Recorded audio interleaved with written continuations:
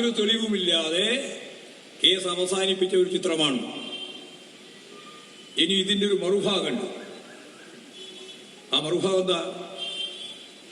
ബിജെപിക്കാരാണെങ്കിൽ അവർക്ക് കേസില്ല. ED കൈകാര്യം ചെയ്ത കേസിന്റെ പൊതുചിത്രം ഞാൻ പരിശോധിച്ചു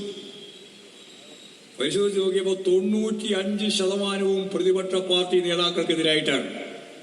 ഒരേറ്റ ബിജെപിക്കാരനെതിരായിട്ടുമില്ല. ബിജെപിക്കാരനെതിരായിട്ട് കള്ളപ്പണം വെളുപ്പിക്കാനുള്ള പ്രക്രിയ നടത്താത്തവരാണ് അവർ എന്നൊന്നും പറയാൻ പറ്റില്ലല്ലോ. ഇപ്പോഴേറ്റവും അവസാനമായി PC ജോർജ് പറഞ്ഞല്ലോ. PC ജോർജ് പറഞ്ഞെന്താ? എന്റെ നിയോജക മണ്ഡലത്തിൽ കഴിഞ്ഞ അസംബ്ലി തെരഞ്ഞെടുപ്പിന്റെ ഭാഗമായി ബിജെപിക്കാർ തയ്യാറാക്കിയ കണക്ക് 4.5 കോടി രൂപയുടെ ചെലവാണ്. 4.5 കോടി. പരമാവധി ഉപയോഗിക്കാൻ കഴിയുന്നതിന്റെ എത്രയോ ഇരട്ടി പണം ഉപയോഗിച്ചിരിക്കുന്നു. ആ കണക്ക് ഞാൻ വായിച്ചപ്പോൾ ചിരിച്ചുപോയി. ഓരോന്നിന്റെയും പെരുപ്പിച്ച കണക്കായിരുന്നു. 4.5 കോടിയാണ് ഇവിടെ ചെലവാക്കിയത് എന്ന് അദ്ദേഹം പറയാണ്. പിന്നീട് BJP നേതൃത്വം ഇടപെട്ടിട്ട് അദ്ദേഹത്തെ വായ മൂടിക്കെട്ടി. എന്നിട്ടത് തിരുത്തി, അല്ലെങ്കിൽ പറയുന്നത് വ്യത്യസ്തമായിട്ട് പറഞ്ഞു. ഇതൊരു ഭാഗം. കേസുണ്ടോ? EDയുടെ പോയെ ഇവിടെ 4.5 കോടി എന്ന് പറയുന്നത് കള്ളപ്പണല്ലേ? അത് വെള്ളപ്പണമായിട്ടല്ലേ നിങ്ങൾ ഉപയോഗിച്ചുകൊണ്ടിരുന്നത് BJP? ഇതേതെങ്കിലും ഒരു നിയോജക മണ്ഡലത്തിലാണോ? കേരളത്തിലെ നിയോജക മണ്ഡലങ്ങളിൽ അവർ A ക്ലാസ് എന്ന് രേഖപ്പെടുത്തിയ എല്ലാ നിയോജക മണ്ഡലങ്ങളിലും 4-5 കോടി ഉറുപ്പികയല്ലേ ചെലവാക്കാൻ വേണ്ടിയിട്ട് കൊടുത്തത്? കള്ളപ്പണം അല്ലാണ്ട് വെള്ളപ്പണമല്ല. കഴിഞ്ഞ തെരഞ്ഞെടുപ്പിന്റെ ഭാഗമായിട്ട് കൃത്യമായിട്ടുള്ള വിവരം പുറത്തു വന്നല്ലോ. ഈ തെരഞ്ഞെടുപ്പല്ല ഞാൻ പറഞ്ഞത്, അതിനു മുമ്പ് ആ പുറത്തു വന്ന വിവരം നിങ്ങൾക്കെല്ലാം അറിയാം. തരൂർ സതീശൻ എന്ന് പറയുന്ന ഓഫീസ് സെക്രട്ടറി, വേറെ ആരുമല്ല കേട്ടോ, BJPയുടെ ജില്ലാ കമ്മിറ്റിയുടെ ഓഫീസ് സെക്രട്ടറി ആയിട്ട് പ്രവർത്തിക്കുന്ന തിരൂർ സതീശൻ പറഞ്ഞു ചാക്ക് കെട്ടിയിട്ടാണ് പണം കൊണ്ടുവന്നത്. എത്ര? 15 കോടി. 15 കോടി ഉറുപ്പിക BJPയുടെ ഓഫീസിൽ ചാക്ക് കെട്ടി കൊണ്ടുവന്നു എന്നാണ്. ഞാനത് എടുത്തുകൊണ്ടുവന്നിട്ട് അവിടെ നിർത്തി കൊടുത്തു. എന്നിട്ട് പലരും കൊണ്ടുപോയി. കള്ളപ്പണല്ലേ? വല്ല നിയമവും അടിസ്ഥാനപ്പെടുത്തിയുള്ള നിലപാടെടുത്തോ BJPക്കെതിരായിട്ട്? ഞങ്ങളെല്ലാം പറഞ്ഞല്ലോ, ഇതുപോലുള്ള സംഭവ പരമ്പരകളാണ്. അതിശക്തിയായ രീതിയിൽ ഇടപെട്ട് കാര്യങ്ങൾ കൈകാര്യം ചെയ്യണമെന്ന് പറഞ്ഞിട്ട് എന്തെങ്കിലും നിലപാട് സ്വീകരിച്ചോ? അതേ ഓഫീസിലാണ് ഇപ്രാവശ്യം 25 കോടി ഇടപാട് നടന്നത്. 25 കോടി. നേരത്തെ പറഞ്ഞ ഓഫീസ് സെക്രട്ടറിയെ പുറത്താക്കി. അദ്ദേഹം പത്രസമ്മേളനം നടത്തിയിട്ട് പറഞ്ഞു, അദ്ദേഹത്തെ ചോദ്യം ചെയ്തോ? ഞാൻ ചോദിക്കുകയാണ്, ED എന്ന് പറയുന്ന ഈ വിഭാഗം വലിയ സത്യസന്ധന്മാരായി ആളുകളുടെ മുമ്പിൽ അവതരിപ്പിക്കുകയാണല്ലോ ഇപ്പോ പത്രക്കുറിപ്പ് ഇറക്കിയിട്ട്. ഞാൻ അവരോട് ചോദിക്കുകയാണ്, ഈ EDക്കാരോട് ചോദിക്കുകയാണ്, നിങ്ങൾ എന്തുകൊണ്ട് സതീശനെ ചോദ്യം ചെയ്തില്ല?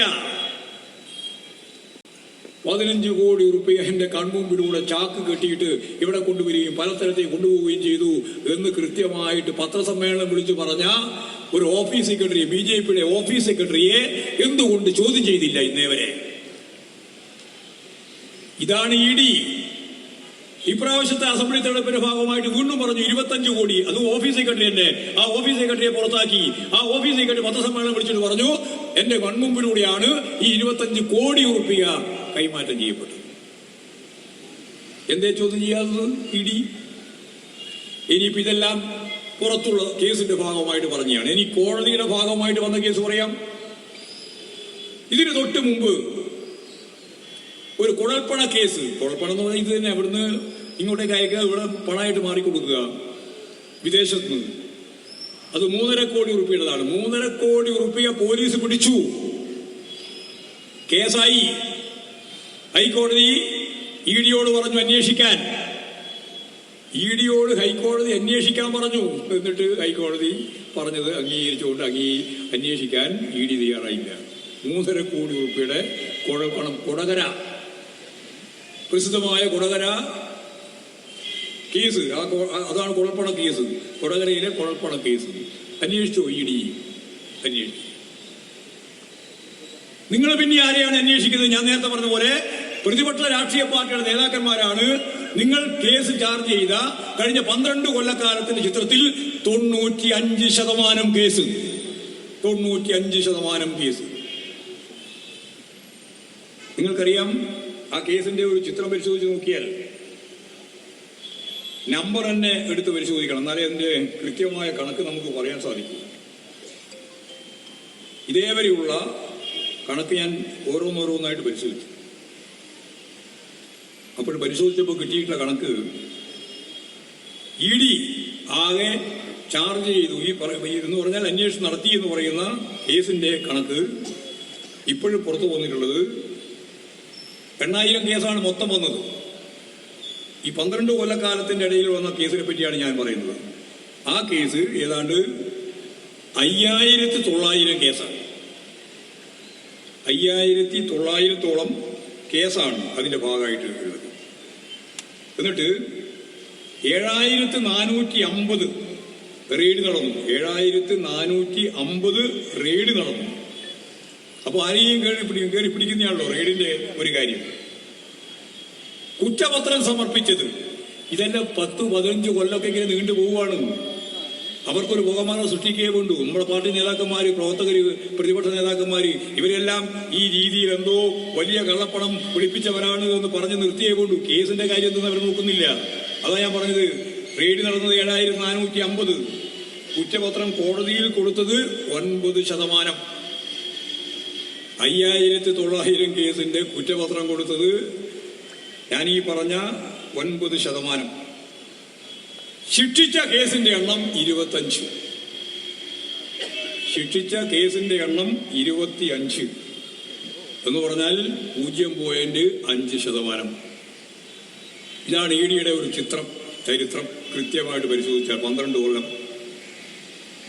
അപ്പൊ EDക്ക് താല്പര്യമുള്ള കേസ് ഞാൻ നേരത്തെ പറഞ്ഞതുപോലെ ജനങ്ങളുടെ മധ്യത്തിൽ അവഹേളിക്കുന്നതിന് വേണ്ടി, അവരെ കൽത്തുറുങ്കിലടക്കുന്നതിന് വേണ്ടി ഒരു പുകമറയായിട്ട് അവർ ഉപയോഗിക്കുകയാണ്. ആ കേസിന് ഭാവി എന്ത് എന്ന് ചോദിക്കുമ്പോൾ 25 ആളെയാണ് ശിക്ഷ, 25 കേസിലാണ് ശിക്ഷ. ആ ശിക്ഷയുടെ തന്നെ ഭാഗമായിട്ട് പരിശോധിച്ച് നോക്കിയാൽ ഞാൻ നേരത്തെ പറഞ്ഞതുപോലെ അത് 9% മാത്രമാണ്. 0.5% റിസൾട്ട്. 25 ആണ്. കുറ്റപത്രം കൊടുത്തത് 9%. എത്രയില്? ഞാൻ ഈ പറഞ്ഞ 5900 കേസ്. ഇതല്ലേ നിങ്ങളുടെ EDയുടെ ഒരു നിലപാട്? ഇനി വേറൊരു ചിത്രം പറയാം. കോൺഗ്രസ് ആകുക, തൃണമൂൽ കോൺഗ്രസ് ആകുക, RJD ആകുക, NCP ആകുക, ഏതെങ്കിലും പ്രതിപക്ഷ പാർട്ടി ആകുക, കോൺഗ്രസ് ഉൾപ്പെടെ, അവരെയെല്ലാം ഞാൻ ഈ പറഞ്ഞ പോലെ കേസിൽ ഉൾപ്പെടുത്തുക. ഈ കേസിൽ ഉൾപ്പെടുത്തിയിട്ടുള്ള ഏറ്റവും പ്രധാനപ്പെട്ട നേതാക്കന്മാരുണ്ട്. ഇന്നത്തെ മുഖ്യമന്ത്രിമാരായ 3 ആളുണ്ട്. കോഴിക്കോട് CPIM വിശദീകരണ യോഗത്തിൽ MV ഗോവിന്ദൻ സംസാരിക്കുകയായിരുന്നു. വീണയ്ക്കെതിരായ ED കേസിൽ തന്റെ നിലപാട് വ്യക്തമാക്കുകയായിരുന്നു MV ഗോവിന്ദൻ. പ്രതികരണത്തിൽ മാധ്യമങ്ങളെയും ഗോവിന്ദൻ വിമർശിക്കുകയുണ്ടായി. EDക്കെതിരെയും വലിയ വിമർശനം MV ഗോവിന്ദൻ ഉന്നയിക്കുന്നുണ്ട്. എന്തുകൊണ്ട് സതീഷിനെ ചോദ്യം ചെയ്തില്ല എന്നും ഇതിലെല്ലാം പിന്നെ വലിയ രാഷ്ട്രീയ ലക്ഷ്യമുണ്ടെന്നുമാണ് ഗോവിന്ദൻ പറഞ്ഞു വയ്ക്കുന്നത്.